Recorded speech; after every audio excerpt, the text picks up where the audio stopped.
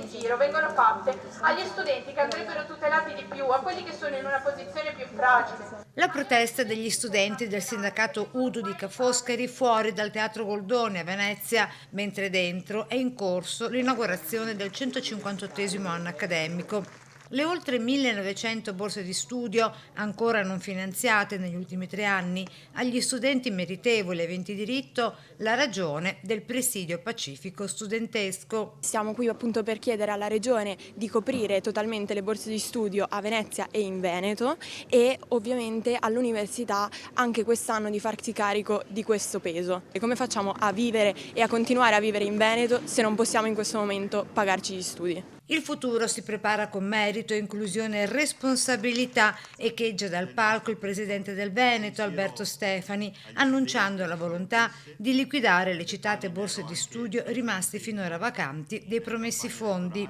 Abbiamo messo a disposizione più di 10 milioni di euro che ovviamente nel corso del tempo sono stati in parte utilizzati, in parte saranno utilizzati prossimamente e ovviamente sono destinati agli idonei che non hanno ancora beneficiato della borsa di studio.